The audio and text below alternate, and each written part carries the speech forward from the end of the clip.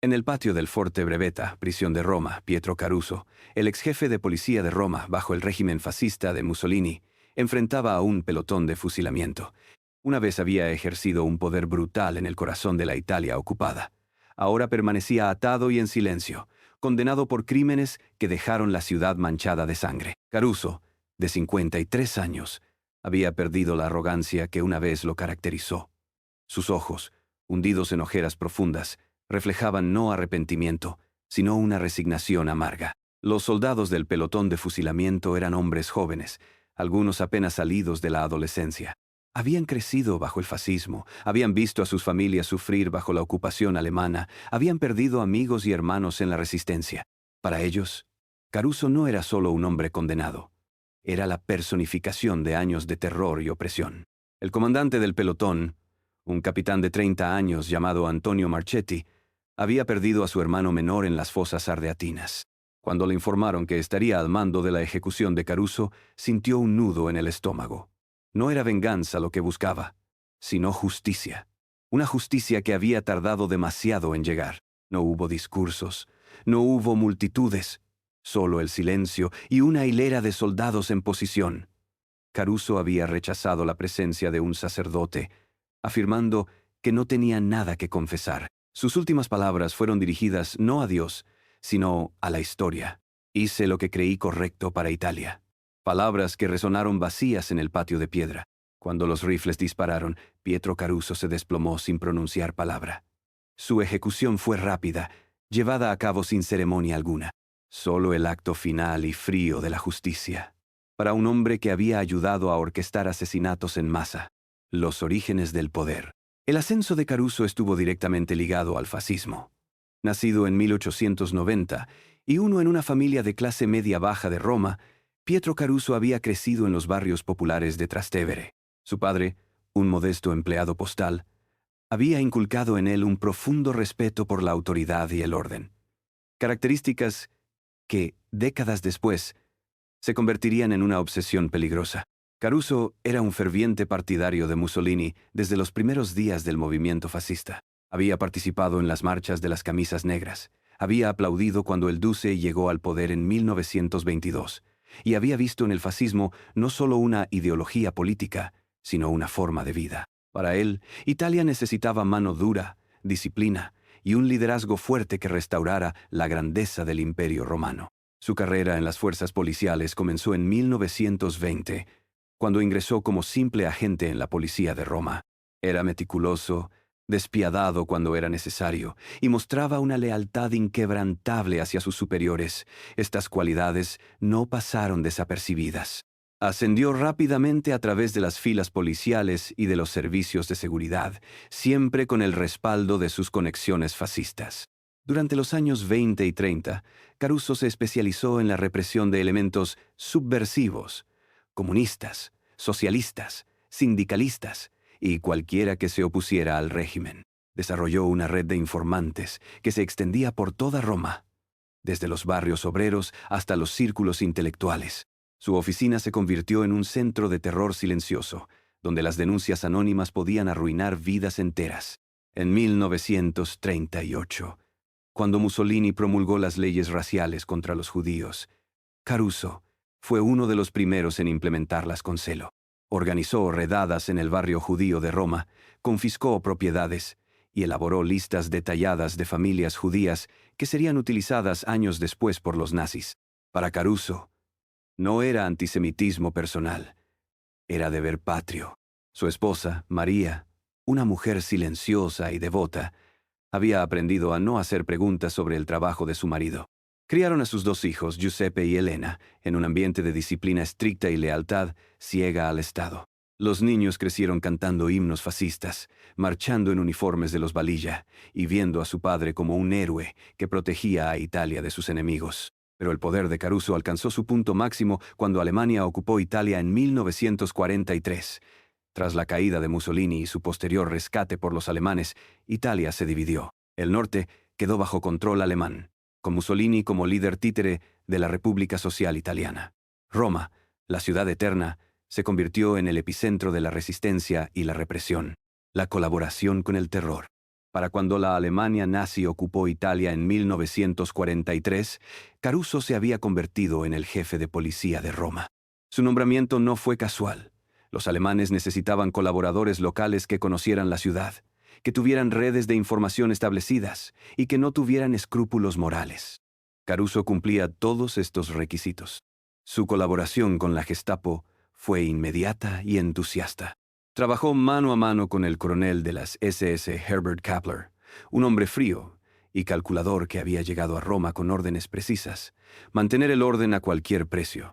Kappler encontró en Caruso al socio perfecto, un italiano que odiaba a los comunistas tanto como cualquier nazi y que tenía el conocimiento local necesario para hacer el trabajo sucio. Las oficinas de la policía romana se convirtieron en extensiones de la Gestapo. Los interrogatorios se volvieron más brutales, las detenciones más arbitrarias y las ejecuciones más frecuentes. Caruso supervisó personalmente muchos de estos interrogatorios, demostrando una crueldad que sorprendía incluso a sus colegas alemanes.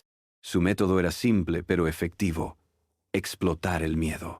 Sabía que cada romano tenía algo que ocultar: algún familiar en la resistencia, algún amigo que había ayudado a prisioneros de guerra aliados, algún vecino que había expresado dudas sobre el régimen.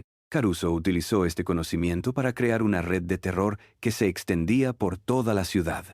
En su oficina, ubicada en Via Tasso, Caruso mantenía archivos detallados sobre miles de ciudadanos romanos, fichas que contenían información sobre sus afiliaciones políticas, sus contactos, sus debilidades. Estas fichas se convirtieron en instrumentos de chantaje y control. La masacre de las fosas ardeatinas.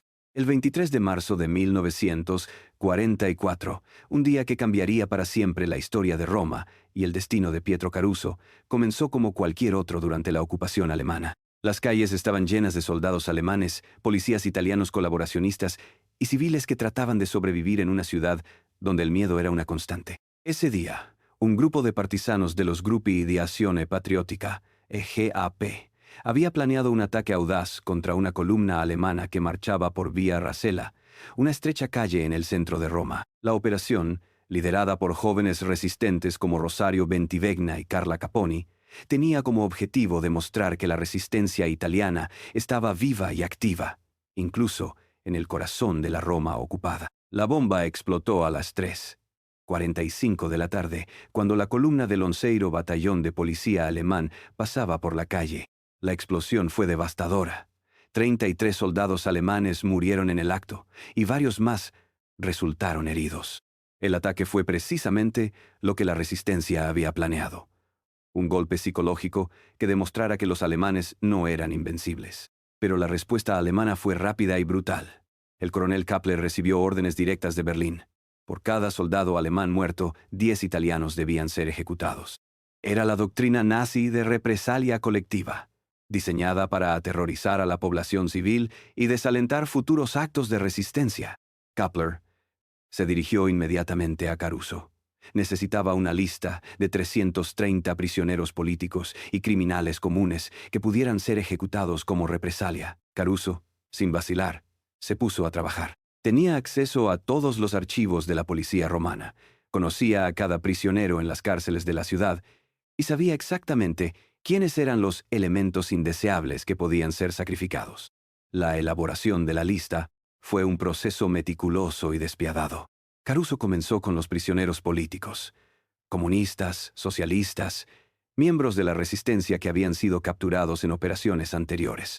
Luego añadió judíos que habían sido arrestados, pero aún no deportados. Después, incluyó criminales comunes, desertores del ejército italiano, y finalmente, cuando aún necesitaba más nombres, añadió a civiles que habían sido arrestados por infracciones menores. La edad de las víctimas variaba desde adolescentes de apenas 15 años hasta ancianos de más de 70.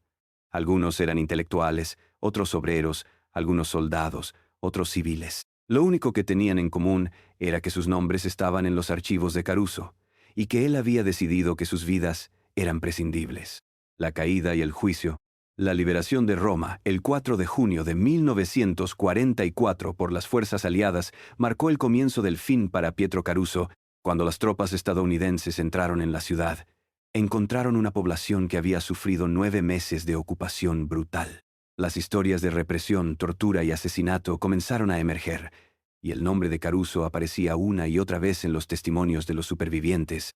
En los primeros días después de la liberación, Caruso intentó desaparecer. Había preparado una identidad falsa y tenía contactos que podrían ayudarlo a esconderse, pero su papel había sido demasiado visible, demasiado conocido. Los partisanos italianos lo buscaban activamente, y su descripción había sido distribuida por toda la ciudad. Fue capturado el 20 de junio de 1944, apenas 2 semanas después de la liberación, en una casa segura en las afueras de Roma. Los partisanos que lo arrestaron habían perdido compañeros en las operaciones dirigidas por Caruso. Querían matarlo en el acto, pero los comandantes de la resistencia decidieron que debía ser entregado a las autoridades para un juicio público. La noticia de su captura se extendió rápidamente por Roma. Las familias de las víctimas de las fosas ardeatinas, los supervivientes de sus interrogatorios y los ciudadanos que habían vivido bajo su régimen de terror exigieron justicia. Pero también querían respuestas. Querían saber por qué había colaborado con los alemanes, por qué había traicionado a su propio pueblo. Los testimonios en su contra fueron devastadores. Witness after witness describió su crueldad y arrogancia. Giulia Spizzichino, una de las pocas supervivientes judías de las deportaciones, testificó sobre cómo Caruso había supervisado personalmente las redadas en el barrio judío. «Nos trataba como animales», declaró con voz quebrada. Para él no éramos seres humanos, sino números en sus archivos. Un exprisionero político, Mario Fiorentini, describió los interrogatorios dirigidos por Caruso. Usaba el miedo como un instrumento. Sabía exactamente qué botones presionar para quebrar a una persona. No era solo brutalmente físico, era psicológicamente destructivo. Pero quizás el testimonio más impactante vino de la madre de uno de los jóvenes ejecutados en las fosas ardeatinas, Elena Bauer, una mujer de 60 años que había perdido a su hijo de 19 años. Se dirigió directamente a Caruso. «Usted decidió que mi hijo debía morir. Un muchacho que solo quería que Italia fuera libre. ¿Por qué? ¿Qué amenaza representaba para usted?» Caruso, durante todo el juicio, mantuvo una actitud desafiante. Cuando se le preguntó sobre la masacre de las fosas ardeatinas, afirmó que había sido una medida necesaria. Era tiempo de guerra. Los alemanes habían dado un ultimátum. Si no proporcionábamos la lista, habrían tomado represalias contra toda la población civil. Sus palabras sonaron huecas en la sala del tribunal. El veredicto se pronunció el 18 de septiembre de 1944. Culpable de alta traición, culpable de crímenes contra la humanidad, culpable de asesinato en masa. La sentencia era la muerte. Caruso escuchó el veredicto sin mostrar emoción. Cuando se le preguntó si tenía algo que decir, respondió simplemente: «Apelo a la historia para que juzgue mis actos». Fueron las últimas palabras que pronunció públicamente. El amanecer final. La mañana del 22 de septiembre de 1944 amaneció fría y brumosa en Roma. El otoño comenzaba a sentirse en el aire, y las hojas de los árboles del patio del Forte Bravetta habían comenzado a volverse amarillas. Era un día apropiado para un final, pensó el comandante Marchetti mientras revisaba los preparativos para la ejecución. Caruso fue despertado a las 5:30 de la mañana. Rechazó el desayuno que le ofrecieron, pero aceptó una taza de café negro. Se vistió con el mismo traje que había usado durante el juicio, un traje azul marino que había sido elegante en mejores tiempos, pero que ahora parecía demasiado grande para su cuerpo enflaquecido. A las 6:00 de la mañana, el director de la prisión leyó oficialmente la sentencia. Caruso escuchó en silencio, con las manos cruzadas detrás de la espalda. Cuando terminó la lectura, preguntó si podía escribir una última carta. Se le concedió el permiso, y escribió unas pocas líneas en una hoja de papel: «A quien corresponda. Muero convencido de que serví a Italia lo mejor que pude. Que Dios juzgue si tenía razón. Pietro Caruso». A las 6:30 comenzó el recorrido hacia el patio de ejecución. Caruso caminó sin ayuda, con paso firme pero lento. Los guardias que lo escoltaban notaron que murmuraba algo, pero cuando le preguntaron qué decía, respondió: «Estoy rezando por Italia». El patio del Forte Bravetta había sido preparado meticulosamente. Un pelotón de 12 soldados, todos veteranos de la resistencia, esperaba en formación. Enfrente de ellos, a unos 20 metros de distancia, había una silla de madera simple. No era un poste de ejecución tradicional.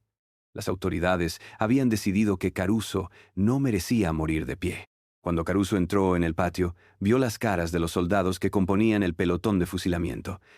Eran hombres jóvenes, la mayoría no mayor de 25 años.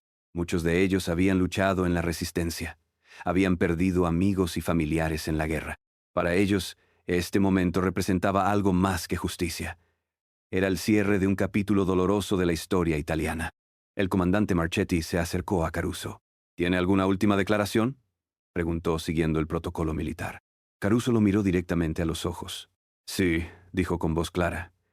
Hice lo que creí correcto para Italia. La historia juzgará si me equivoqué. ¿Desea que le vendemos los ojos?, preguntó Marchetti. No, respondió Caruso. Quiero ver a los hombres que me van a matar. Quiero que vean mis ojos cuando disparen. Fue atado a la silla con cuerdas gruesas. Sus manos fueron atadas detrás del respaldo y sus pies fueron asegurados a las patas de la silla. Durante todo el proceso, mantuvo la compostura, mirando fijamente al pelotón de fusilamiento. A las 6:45 de la mañana, el comandante Marchetti tomó su posición. El protocolo requería 3 órdenes: preparen armas, apunten y fuego. Pero antes de dar la primera orden, se dirigió una vez más a Caruso.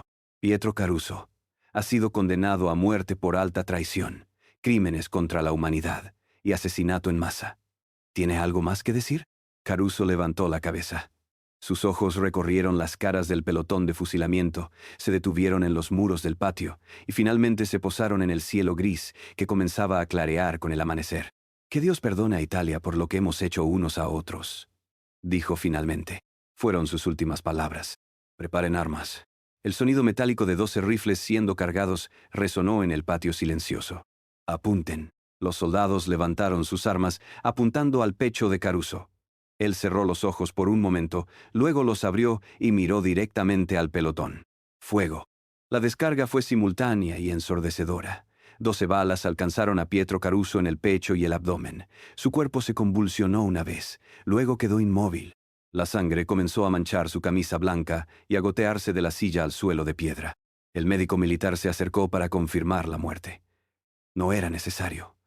Caruso había muerto instantáneamente. Eran las 6:47 de la mañana del 22 de septiembre de 1944. Epílogo. El legado del terror. Hoy, Pietro Caruso es recordado no como un militar o un patriota, sino como un símbolo de la brutalidad fascista. Un hombre que convirtió el poder policial en una herramienta de terror y que pagó el precio máximo por sus crímenes. Su cuerpo fue enterrado en una tumba sin nombre en el cementerio de verano, en Roma. Su familia nunca reclamó sus restos y durante décadas nadie visitó su tumba. En 1960, sus restos fueron exhumados y cremados y sus cenizas fueron esparcidas en el Mediterráneo.